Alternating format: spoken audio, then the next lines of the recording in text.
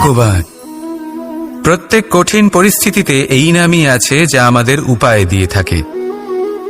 ব্যক্তি যান, ভগবানের পুজো করেন, আরাধনা করেন, ব্রত পালন করেন, মন্দিরে যান, পুজো পাঠ করেন, ভগবানকে জাগিয়ে তোলেন, আর তারপর শুরু হয় সমস্ত প্রশ্ন। হে ভগবান, আমার সাথে এরকম কেন হচ্ছে? কেন আমারই জীবনে এত দুঃখ আছে? আমি কিভাবে এর সম্মুখীন হব? আমাকে কেন এত কষ্ট ভোগ করতে হচ্ছে? হে ভগবান, আমি কি করব? আমাকে সাহায্য করুন, কোনো রাস্তা দেখান।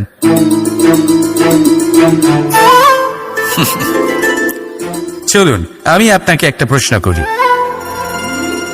মন্দিরে যাওয়ার চেষ্টা করার আগে আপনি কি জীবনে ততটা চেষ্টা করেছেন যতটা সেই সমস্যাকে দূর করার জন্য দরকার ছিল? দ্বিতীয় প্রশ্ন, ভগবানকে জাগানোর পূর্বে আপনি কি নিজেকে জাগিয়ে তুলেছেন?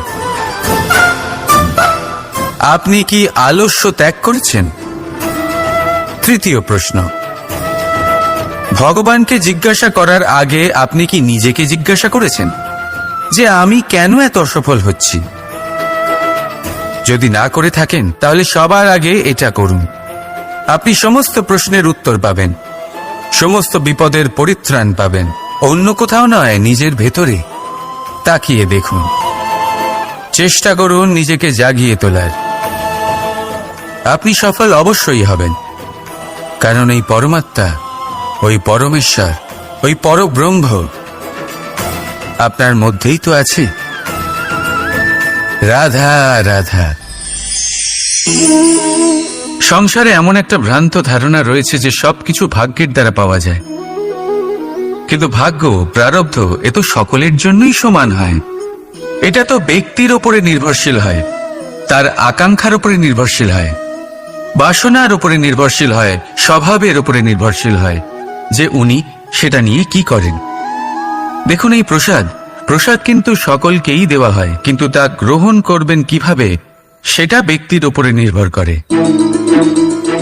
আপনাকে এক উদাহরণ দিই। যেমন ধরুন, দুজন মানুষকে আমি একটা করে মাটির ডেলা দিলাম, সেটা নিয়ে তারা কি করবেন? একজন মানুষ তার ছোট ছোট ডেলা বানাবেন আর পথযাত্রীদের ওপরে ছুঁড়ে মারবেন, হাসি ঠাট্টা করবেন, তাদের বস্ত্র নোংরা করে দেবেন, সেটাতেই উনি আনন্দ পাবেন। অন্যদিকে দ্বিতীয় ব্যক্তি সেই মাটির ডেলা দিয়েই নিজের জন্য একটা কুঁড়ে ঘর বানাবেন। সেই কুঁড়ে ঘর যা রোদেতে, বৃষ্টিতে, ঝড়ে তাকে সুরক্ষিত রাখবে। অনুভূতি, এই অনুভূতি বদলাতে শিখুন। এই অনুভূতি অত্যন্ত গুরুত্বপূর্ণ। ভালোবাসাতেও এই অনুভূতি হলো অত্যন্ত গুরুত্বপূর্ণ। ভালোবাসা সে বন্ধুর সাথে হোক, মা বাবার সাথে হোক, ভাই বোনের সাথে হোক, স্ত্রীর সাথে হোক, যে কারোর সাথে হোক। মনে রাখবেন, এই হলো সেই অনুভূতি যা আপনার ভাগ্য নির্ধারণ করে থাকে। তাহলে আসুন আমার সাথে প্রেমের অনুভূতি নিয়ে বলুন, রাধা রাধা। মানুষের কত রকম অনুভূতি হয়, কিন্তু সে সেটাই করে যেটা সে আজ অবধি করে এসেছে, আর এটাই তার সব থেকে বড় ভুল। আপনাকে যদি উদাহরণ দিই, তাহলে একটা গোয়ালা যে ছোটবেলা থেকে একটাই কাজ করেছে, গরুকে চড়িয়েছে, দুধ বের করেছে, সে সারা জীবন সেটাই পাবে, শুধু দুধ। কিন্তু ভেবে দেখুন, যখন এই দুধ কোনো ময়রার কাছে যায়, তখন সে সেটা দিয়ে মালপোয়া বানায়, মাখন বানায়, বিভিন্ন রকমের সুস্বাদু মিষ্টি বানায়, ঘি বানায়। সে বড় কিছু করে, তার বদলে সে বড় কিছু পায়। তাই মনে রাখবেন, যদি আপনি সেটা করেন যেটা আপনি সব সময় করে এসেছেন, তাহলে আপনি সেটাই পাবেন যা আপনি আজ পর্যন্ত পেয়ে এসেছেন। নতুন কিছু করার চেষ্টা করুন, আলাদা কিছু করার চেষ্টা করুন, নিজেকে বদলানোর চেষ্টা করুন, নিজেকে প্রস্তুত করুন, নতুন কিছু করুন। তাই মনে রাখবেন, যদি আপনি এমন কিছু করেন যা এর আগে কেউ কখনো করেনি, তাহলে আপনি এমন কিছু পাবেন যা এর আগে কেউ কখনো পায়নি। তাই নতুন উপায়, নতুন চেষ্টার দ্বারা নতুন কর্মের পালন করুন। নতুন চিন্তা নিজের ভেতরে জাগ্রত করুন, কারণ এই চিন্তাই সত্য হয়ে আপনার জীবনে আসবে। রাধা রাধা। সমুদ্র মন্থন আমরা সবাই জানি এ কিভাবে হয়েছিল। এই মন্থন থেকে কি কি পাওয়া গেছিল? অসংখ্য রত্ন পাওয়া গেছিল, বিষ পাওয়া গেছিল, অমৃত পাওয়া গেছিল। ঠিক সেইভাবেই আমাদের ভেতরেও একটা বিশাল সমুদ্র রয়েছে, যাকে আমরা নাম দিয়েছি মন। যদি এই মনের মন্থন করা হয়, তাহলে এই মন থেকে বিষও বেরোতে পারে আর অমৃতও বেরোতে পারে। তাই মনে রাখবেন, আপনার যে জিহ্বা রয়েছে তা বিষও নির্গত করতে পারে, আবার অমৃত।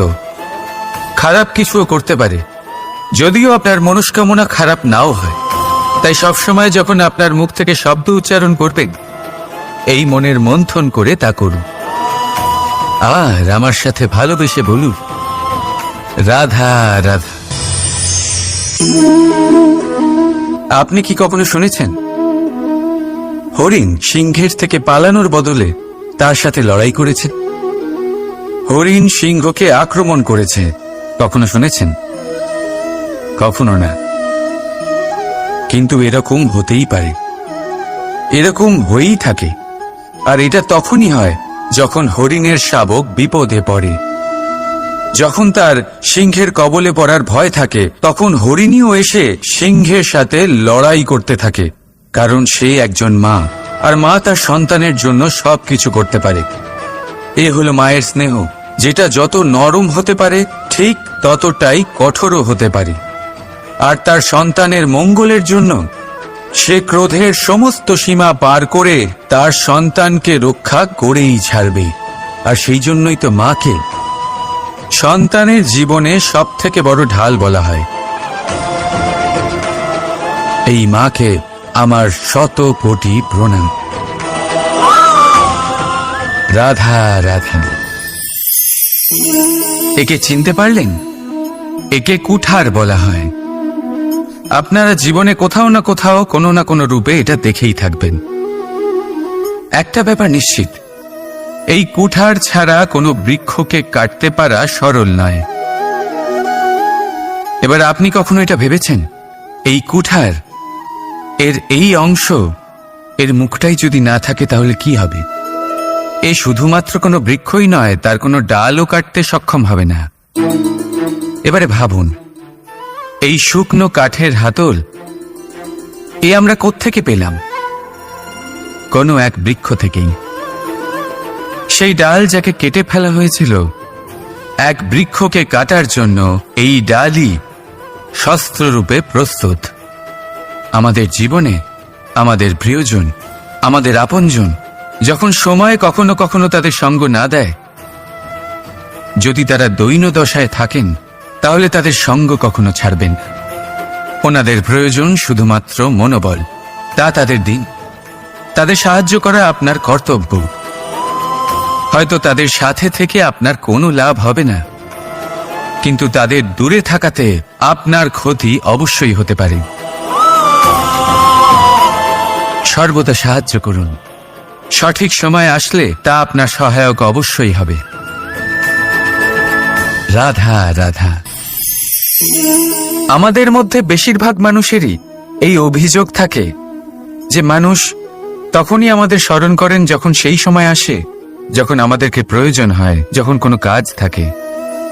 যখনই এই সময় পেরিয়ে যায়, তাদের কার্যসিদ্ধি হয়ে যায়, তারা আমাদের থেকে দূরে চলে যান, ভুলে যান আমাদের। এবার এই বিষয়ে ভেবে খারাপ অবশ্যই লাগে। এই পরিস্থিতিকেই অন্য এক দৃষ্টিভঙ্গি দিয়ে দেখার চেষ্টা করুন। মনে রাখবেন, মানুষ প্রদীপের সন্ধান তখনই করেন যখন তার জীবনে অন্ধকার থাকে। আপনি প্রসন্ন হয়ে উঠুন, কারণ আপনার কাছে সেই সুযোগ আছে যে কারোর জীবনে প্রকাশের কিরণ আনতে পারছেন, কাউকে সঠিক পথ দেখাতে পারছেন, কারোর সহযোগিতা করতে পারছেন, এই পুণ্য অর্জন করতে পারছেন। কারোর থেকে কোনো আশা রাখার দরকার নেই। যার আপনাকে যতটা প্রয়োজন তাকে ততটাই সাহায্য করুন, ততটাই সবাইকে প্রেম বিতরণ করুন। আর এই প্রেমের ভাব নিয়েই আমার সাথে বলুন, রাধা রাধা।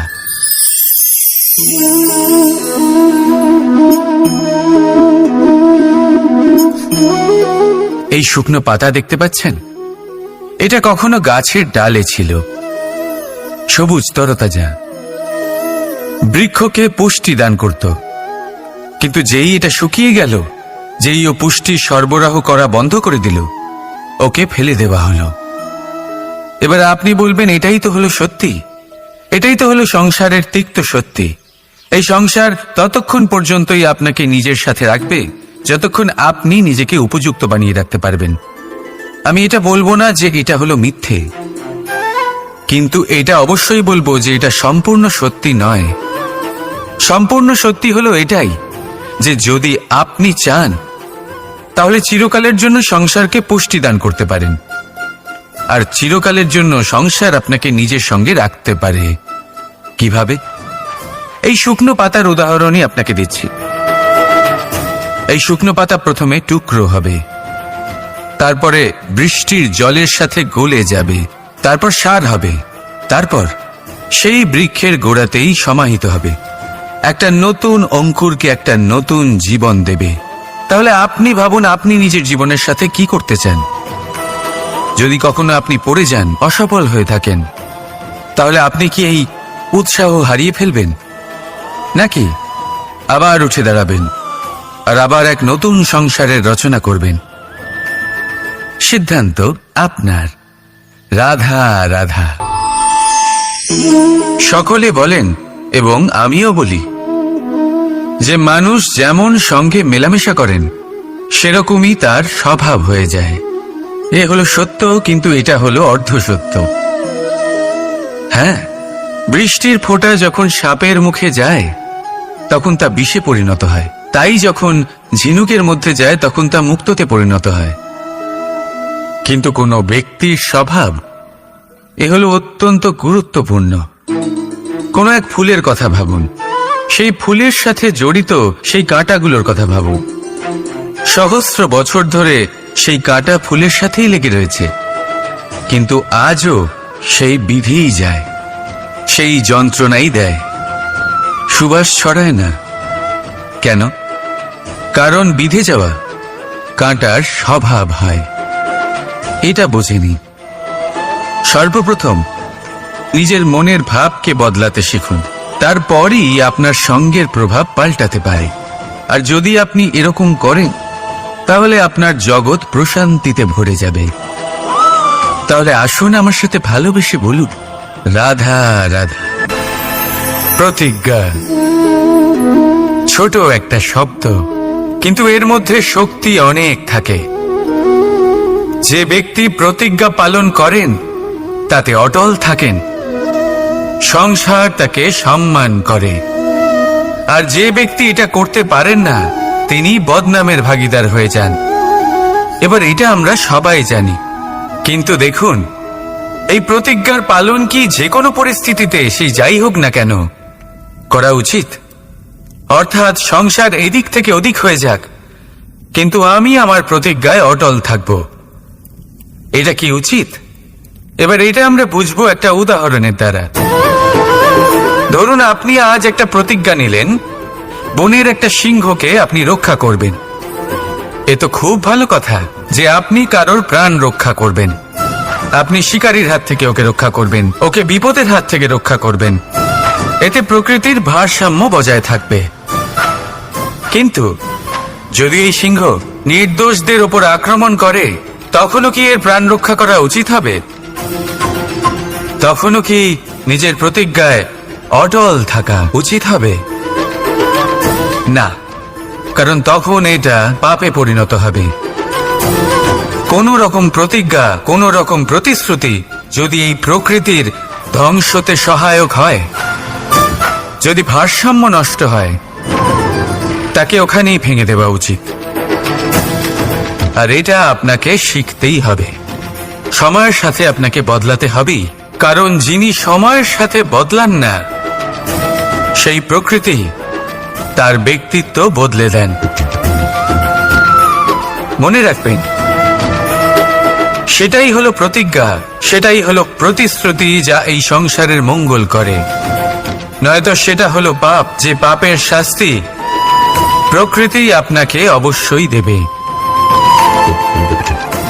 তাহলে আসুন আমার সাথে বলুন, বন্দে ধর্মা বন্দে কর্মা, রাধা রাধা। যথা রাজা তথা প্রজা, যথা বীজ তথা বৃক্ষ, যথা ভূমি তথা অঙ্কুর। কি সুন্দর শব্দ এগুলি, আর যতটাই সুন্দর ততটাই গভীর হলো তার অর্থ। যেমন রাজা হবেন প্রজা তেমনই হবেন, যেমন ভূমি হবে অঙ্কুরও তেমনই হবে। কখনো গভীরে গিয়ে এই কথার অর্থ বোঝার চেষ্টা করেছেন আপনি? রাজা এই শব্দের মূল হলো রজ। রজ কথার অর্থ হলো মাটি, অর্থাৎ রাজা হলেন তিনি যিনি মাটির সাথে যুক্ত। রাজা হলেন তিনি যিনি প্রজাদের সম্মান করবেন, তাদের যত্ন নেবেন, তাদের চোখে জল দেখলেই চিন্তিত হয়ে উঠবেন, তাদের অশ্রু মোছার জন্য সমস্ত সম্ভাব্য চেষ্টা করবেন, তাদের সুখী রাখার জন্য সমস্ত চেষ্টা করবেন। রাজা এরকম হয়। এবার এই সমস্ত গুণ যদি একজন রাজার মধ্যে না থাকে, তাহলে প্রজার মধ্যে অসন্তোষ দেখা যায়, আর এই অসন্তোষ বিদ্রোহের রূপ নেয়, আর এই বিদ্রোহ যে কোনো রূপেই হলো বিনাশকারী। তাহলে রাজার উচিত প্রজাদের রক্ষা করা, এবং প্রজাদেরও উচিত রাজার প্রতি বিশ্বাস রাখা, তার অনুকরণ করা। এই দুজন যখন এক হবেন, তখনই শাসন স্থির হবে, তখনই এই দেশ নিয়ন্ত্রণে থাকবে। যদি দুজনের মধ্যে কোনো একজন নিয়ন্ত্রণ হারান, তখন মহা বিনাশ অবশ্যই হবে। তাহলে রাজা নিজের কর্ম করবেন আর প্রজা নিজের ধর্ম পালন করবেন, আর আমার সাথে ভালোবেসে বলবেন রাধা রাধা। এই বৃক্ষ দেখতে পাচ্ছেন, বটবৃক্ষ। এই সংসারের সব থেকে বড় বৃক্ষের মধ্যে অন্যতম। কি না করে এই বৃক্ষ? অনেক বছর ধরে বেঁচে থাকে এই বৃক্ষ। এই বৃক্ষ সর্বদাই বাড়তে থাকে। কত পশু পাখিদের এই বৃক্ষ আশ্রয় প্রদান করে। পথ চলতি পথচারীদের এই বৃক্ষ ছায়া প্রদান করে, আশ্রয় প্রদান করে, বিশ্রাম করার জায়গা দেয়, শীতল ছায়া দেয়। বটবৃক্ষ সংসারের সব থেকে বড় বৃক্ষদের মধ্যে একটা বৃক্ষ। এই বৃক্ষের বীজ সর্ষে দানার থেকেও ছোট হয়, কিন্তু তা মাটির মধ্যে সমাহিত হয়ে যায়, নিজের খোলসকে ভেঙে প্রথমবার অঙ্কুরিত হয়, আর তারপরে আস্তে আস্তে আস্তে একটা ছোট্ট বীজ একটা বিশাল বটবৃক্ষে পরিণত হয়। জীবনে যদি সাফল্য পেতে চান, তাহলে এইভাবেই এগোতে হবে। ছোট ছোট পদক্ষেপের দ্বারা এই পথ চলা শুরু করতে হবে। সেই জন্য ছোট কাজ করতে কখনো সংকোচ করবেন না, ছোট কাজ করতে কখনো লজ্জা পাবেন না। যদি এই ছোট ছোট কাজ পূর্ণ নিষ্ঠা দিয়ে, পূর্ণ মনোযোগ দিয়ে, সততার সাথে করতে পারেন, তাহলে এই ছোট কাজের আকার বাড়তে থাকবে। তাই কাজগুলিকে কাজের মতোই দেখতে শুরু করুন। ছোট কাজ বা বড় কাজ এরকম ভাববেন না। তাহলে কর্ম করতে থাকুন। জীবনে আপনার অস্তিত্ব বটবৃক্ষের থেকেও বড় করে তুলুন। তাহলে আসুন আর আমার সাথে ভালোবেসে বলুন রাধা রাধা। কর্ম এবং ফল।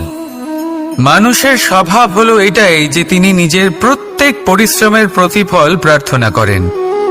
বেশিরভাগ সময় এই ফলাফলের চিন্তা করতে করতে, কল্পনা করতে করতে উনি কর্ম করতে থাকেন, যে আমি এই কাজটা করলে এই ফল পাবো। সেই সব কল্পনা করতে থাকেন যা না তার হাতে আছে, না আছে অধিকার, আর না আছে নিয়ন্ত্রণ। উনি শুধু নিজের কর্ম করতে পারেন।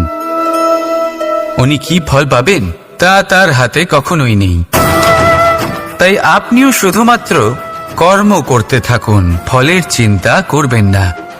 মনে রাখবেন, শিকড় এবং শাখা যেভাবে একে অপরের সাথে জড়িয়ে, সেইভাবেই একে অপরের সাথে জড়িয়ে কর্ম এবং ফল। যেরকম কর্ম আপনি করবেন, সেরকম ফল আপনি অবশ্যই পাবেন। তাই এই ফলের আশায় কর্মের সময় কখনোই নষ্ট করবেন না, কারণ যে ব্যক্তি সময় নষ্ট করেন, সময় সেই ব্যক্তিকে অবশ্যই নষ্ট করে দেয়। কর্ম করুন নিঃস্বার্থভাবে, ফলের চিন্তা করবেন না, আর আমার সাথে ভালোবেসে বলুন রাধা রাধা।